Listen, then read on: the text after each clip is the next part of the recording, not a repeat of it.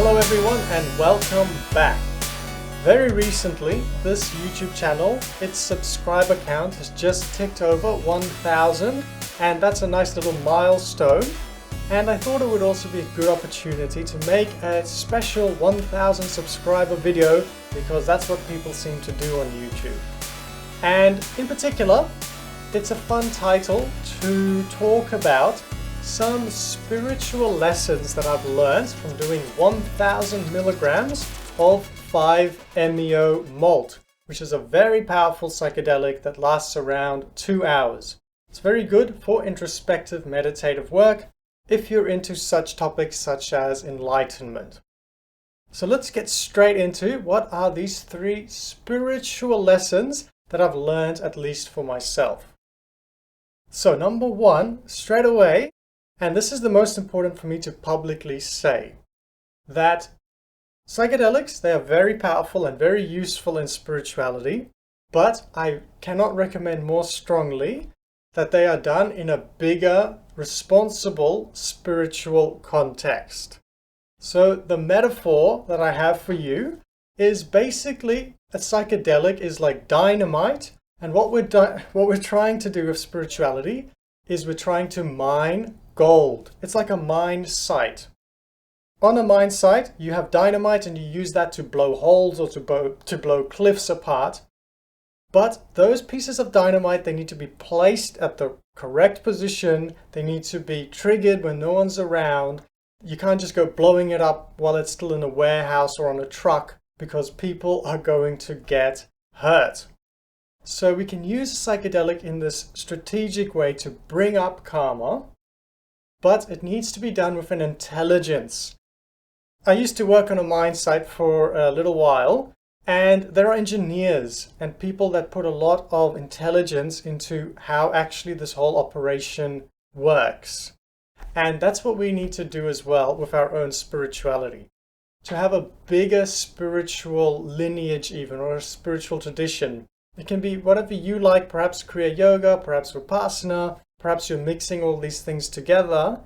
But I so highly encourage that people are doing, many hours of meditation a day, sober meditation, and using psychedelics in a strategic, small way, not making that all that their spirituality is about. And the reason I'm saying this is because it's becoming more and more clear to me that people do actually get derailed when using these very powerful psychedelics. And it can look like many different particular scenarios, but something that is common is people usually fall off into these derailment traps when they're not doing a sober meditation practice on a daily level. And to carry on this metaphor, we're going to make the metaphor more fun. If you're at a mine site and we're trying to dig for gold, this mine site is actually like the movie Dune. Have you seen the movie Dune? I thought it was quite nice actually, but there's a creature that lives on that planet that's like this giant sandworm. And this can be a metaphor for some deep karma that sometimes blows up within us. And this is actually part of the spiritual process. This is why psychedelic can be powerful. Very often, usually this is the case, a psychedelic connects us to a breakthrough state of enlightenment of some kind. And this enlightenment, it almost tears us apart in order for us to access that. Because what is usually preventing us from having enlightenment in our bodies is that we have karma in the way. And this karma, it can be very dynamic, animated, and alive. Something like this dune sandworm, okay? It usually lives in the depths, it's usually not seen, but it can erupt. And if we're doing a responsible daily spiritual practice, like let's just say Vipassana, when these things erupt, we have the ability and the skill and the precision to sit through it and just let it bubble up through us. If people are doing powerful psychedelics and they are not skilled in meditation, these sandworms of karma can blow up, bubble up, and actually animate them, delude people, and derail them. So I don't want to overstate or understate this or scaremonger or play it down. All I want to say is that it is important for people using dynamite, psychedelics, to do it in a bigger, responsible, daily spiritual process. So that's number one, lesson one. What is lesson two? This one is shorter. Is the huge value of answering the call. And I actually don't want to give any specific examples of what the call might be, because that might influence you into thinking this way or that way. But in particular, if you are taking a psychedelic like 5-MeO-MALT or 5-MeO-DMT that connects us to the white light so strongly, or any type of love, perhaps you're doing DMT and that's connecting you to more of a spirit animal dimension through ayahuasca, but still, if it's a dimension of love, if you're asking for guidance, you are very, very, very likely to get guidance. And when this happens, it is so valuable to answer the call and actually live what the white light is showing us is valuable and aligned with our heart.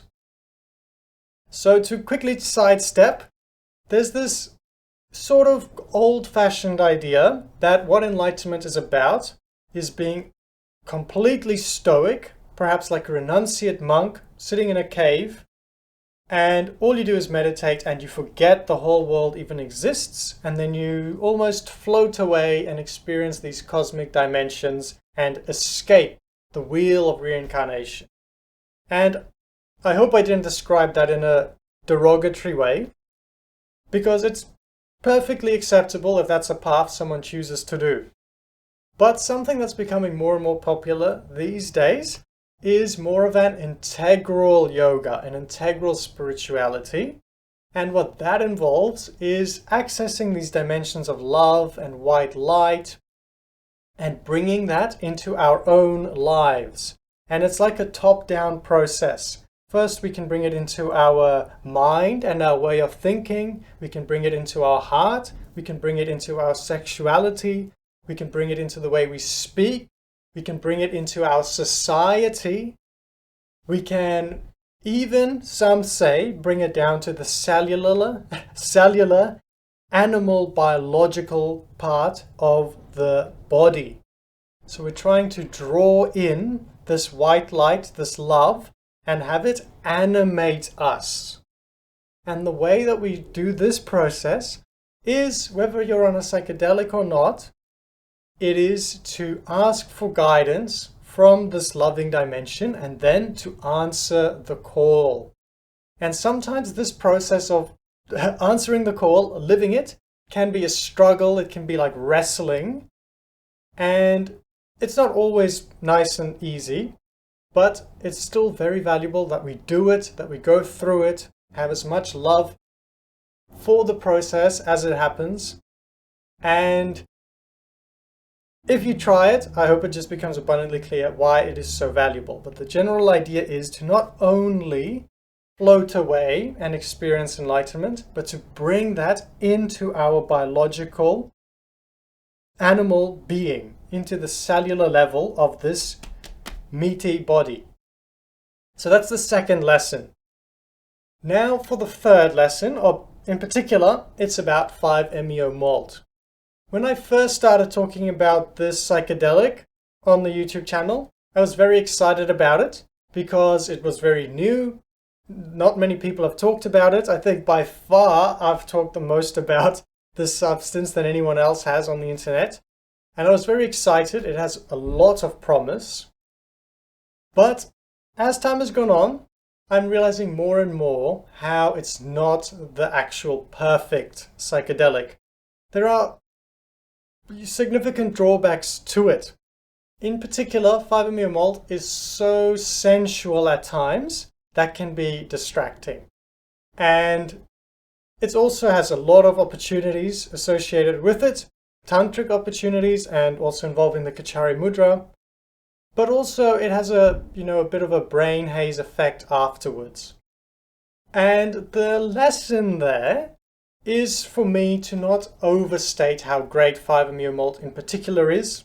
Other psychedelics, thinking back to my most life-changing psychedelics, 5-MeO malt does come up, but I also had actually very strong influencing, impacting, impressioning experiences on DMT and on magic mushrooms. So 5-MeO malt is fantastic, but I wouldn't suggest people get overly attached to this particular substance. And actually right now, this substance is very hard to get a hold of. I actually don't know where to buy it. I bought mine more than a year ago, and that place has closed down. So more important than the substance is our intention and using the psychedelics, like I said, in a proper framework. Now, going on with this, the lesson as well is I think there is a perfect psychedelic. And this psychedelic is produced within the human brain. I've talked about this before. Some people call it the Holy Grail, or the water inside the Holy Grail, or the Amrita or Soma.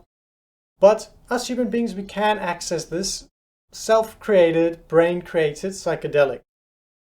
And that's a whole spiritual process. That's literally the Holy Grail of what we're trying to gain with tantric spiritual practices. That's what we're trying to attain.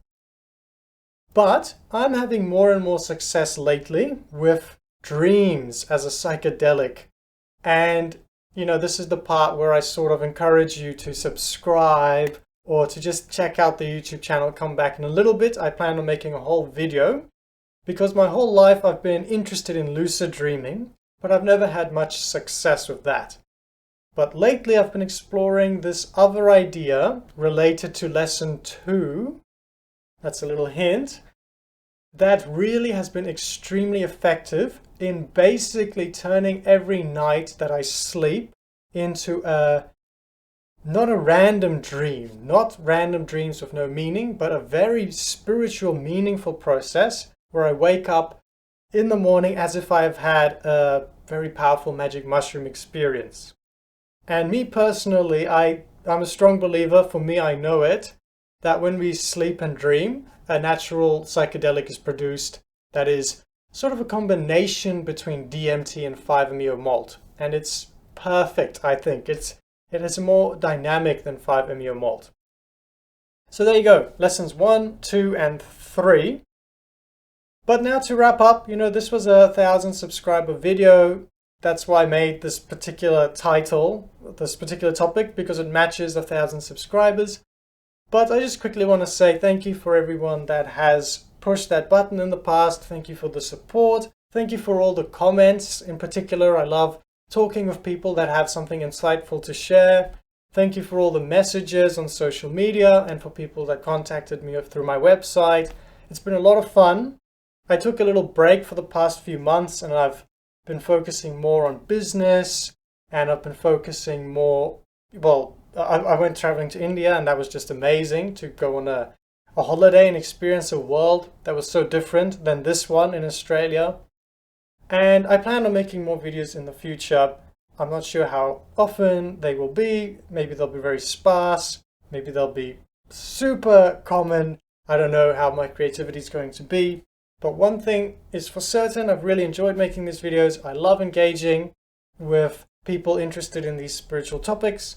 And just really a genuine thank you for everyone that's been part of that journey for me, because it's been very, very great.